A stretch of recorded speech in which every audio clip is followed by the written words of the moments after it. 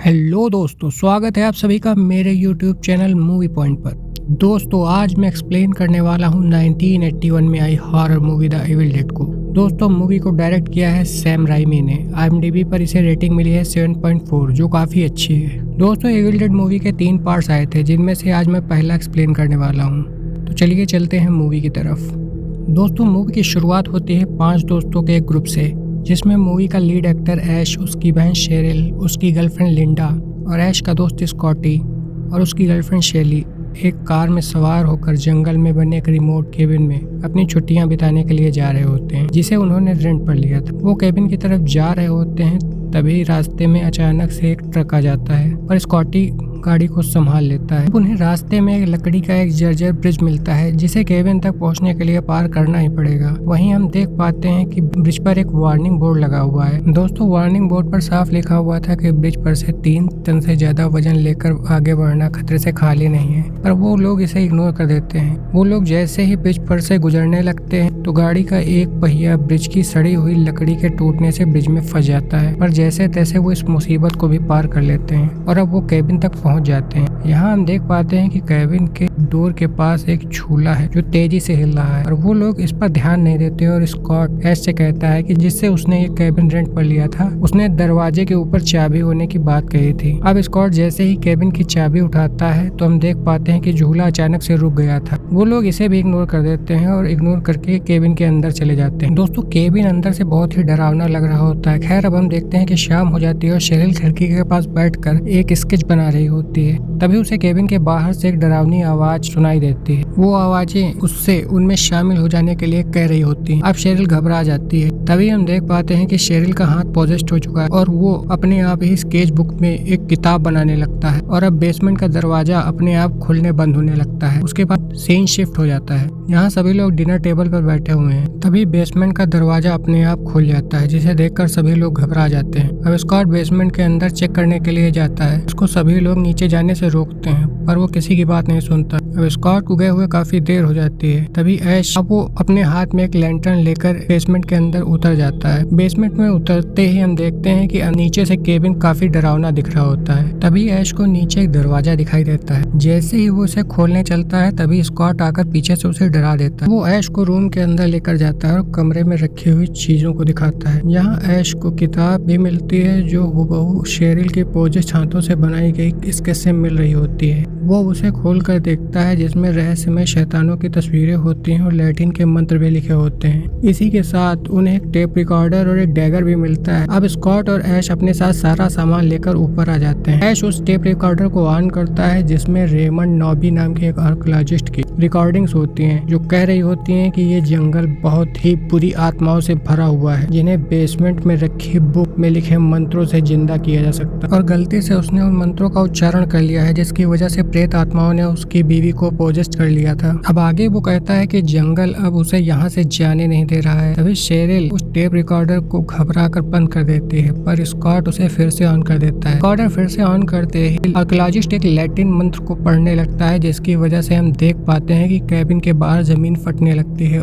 उसके अंदर से प्रेतात्माएं निकलने लगती हैं। तभी मंत्र उच्चारण सुनकर शेरिल घबरा जाती है और वो जोर से चीखती है। तभी एक पेड़ की टहनी खिड़की तोड़कर केबिन में आ जाती है, जिसे वो लोग खराब मौसम समझकर इग्नोर कर देते हैं। अब सभी अपने अपने रूम में आ जाते हैं। यहाँ ऐश लिंडा को एक लॉकेट देता है। दूसरी तरफ शेरिल को जंगल से फिर से आवाजें सुनाई देती हैं और वो आवाजों का पता लगाने के लिए बाहर चली जाती है। अब वो जंगल में आगे जाती है, तभी शैतानी पेड़ की टहनियां जिंदा हो जाती हैं और उसके साथ असॉल्ट कर देती हैं। लेकिन जैसे तैसे वो खुद को आजाद करा लेती है और वापस केबिन की तरफ अपनी जान बचाकर भागती है। तभी हम देख पाते हैं कि आत्माएं उसका पीछा करती हैं और केबिन का दरवाजा वो नहीं खोल पाती है, पर जैसे ही आत्माएं उस तक पहुंचने वाली होती हैं, ऐश दरवाजा खोलकर उसे अंदर कर लेता है। वो जंगल में घटी आप बीती सबको सुनाती है, पर कोई भी उसकी बातों पर यकीन नहीं करता है। अब वो अपने भाई ऐश से उसे इसी वक्त वहाँ से चलने के लिए कहती है, पर स्कॉट जाने से साफ इनकार कर देता है। आखिर में ऐश उसे लेकर शहर की तरफ चल देता है, लेकिन जैसे ही वो उस लकड़ी के ब्रिज के पास पहुँचते हैं, शेरिल जोर जोर से रोने लगती है और कहती है कि वो अब हमें जंगल से बाहर नहीं जाने देगी। असल में हम देख पाते हैं कि जिस लकड़ी के पुल से वो लोग इस जंगल में पहुंचते थे, वो पूरी तरीके से टूट चुका है। अब ऐश ऐश शेरिल को लेकर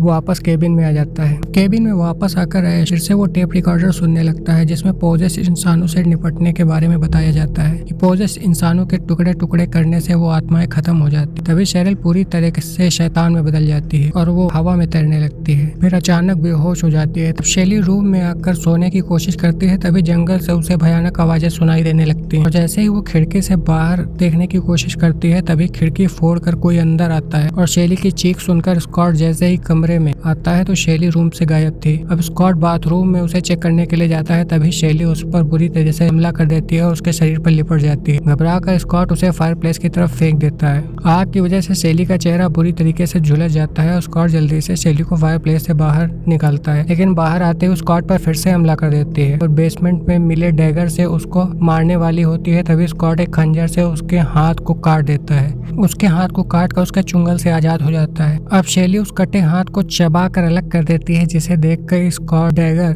उसके आर पार कर देता है, जिससे वो जमीन पर गिर जाती है। अब स्कॉट उसे फिर से चेक करने के लिए जाता है, लेकिन वो फिर से स्कॉट पर हमला कर देती है। अब स्कॉट कुल्हाड़ी से उसके कई टुकड़े कर देता है। स्कॉट और ऐश मिलकर उसे जंगल में दफन करने के लिए केबिन से बाहर जाते हैं। स्कॉट ऐश से तुरंत उस जंगल से निकलने के लिए कहता है, पर लिंडा की चोट की वजह से ऐश अभी जाने से मना कर देता है। इस पर स्कॉट कहता है कि वो उसकी गर्लफ्रेंड है और ये उसकी प्रॉब्लम है, लेकिन अब वो वहाँ एक पल भी नहीं रुकेगा और वो बाहर निकलकर गाड़ी स्टार्ट करके वहाँ से निकल जाता है। अब ऐश लिंडा के घाव चेक करता है, पर अब उसका घाव उसके पैरों से होते हुए उसके पूरे शरीर पर फैल जाता है और वो मॉन्स्टर में बदल जाता है। अब ऐश घबरा कर केबिन से बाहर आ जाता है, जहाँ स्कॉट उसे बुरी तरीके से जख्मी मिलता है। अब ऐश स्कॉट से पूछता है कि क्या उसे जंगल से बाहर निकलने का दूसरा रास्ता मिला है, और वो कहता है कि उसे दूसरा रास्ता मिला था और वो जंगल के बीचों बीच से होकर जाता है जहाँ से निकलना नामुमकिन है। अभी लिंडा शैतानों की तरह हंसने लगती है, जिस पर ऐश उसे चुप रहने के लिए कहता है, लेकिन लिंडा और जोर से हंसने लगती है। अब ऐश उसे शूट करने ही वाला होता है, तभी वो पूरी तरीके से ठीक हो जाती है और रोने लगती है और ऐश से कहती है कि उसे उसकी मदद करनी चाहिए, पर ऐश उसे गले से लगा लेता है। तभी शेरिल भी बेसमेंट से कहती है कि अब वो पूरी तरीके से ठीक हो चुकी है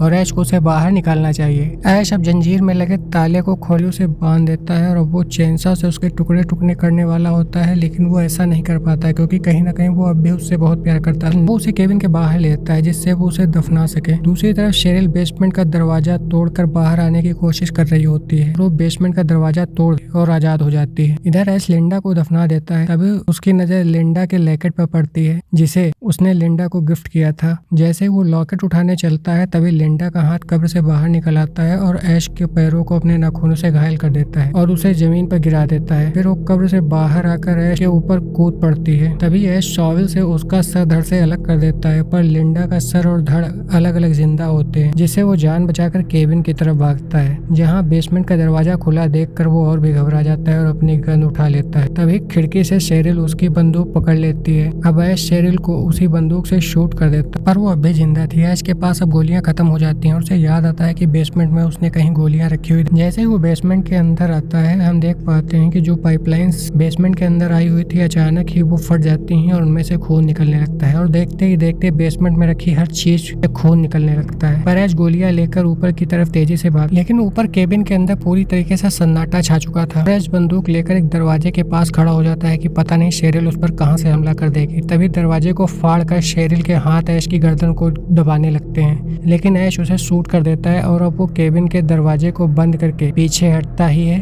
तभी स्कॉट उस पर हमला कर देता है क्योंकि अब वो भी मॉन्स्टर बन चुका था। ऐश अब उसकी दोनों आंखें फोड़ देता है और वो अपने शरीर में घुसी हुई लकड़ी को बाहर निकालता है जो उसके स्कॉट ने घुसा दी थी। पर लकड़ी को बाहर निकालते ही उसके शरीर से बहुत ही ज्यादा खून निकलने लगता है और देखते ही देखते उसके शरीर से धुआं भी निकलने लगता है। अचानक से अब उसकी नजर फायरप्लेस के पास पड़ी बुक पर पड़ती है जो आग की वजह से धीरे धीरे जल रही होती है। अब वो समझ आता है कि बुक को अगर जला दिया जाए तो शैतानों को खत्म किया जा सकता है। तभी शेरिल दरवाजा तोड़कर केबिन के अंदर आ जाती है और स्कॉट ऐश के पैर पकड़ लेता है, जिससे ऐश उस किताब तक नहीं पहुंच पाता है। अब वो लिंडा का लॉकेट यूज करके बुक को अपनी तरफ घसीटता है और वो इसमें सफल भी हो जाता है। अब वो बुक को उठाकर फायरप्लेस में फेंक देता है जिससे बुक धू धू कर जल उठती है और स्कॉट और शेरिल भी जल उठते हैं जो शैतान बन चुके थे।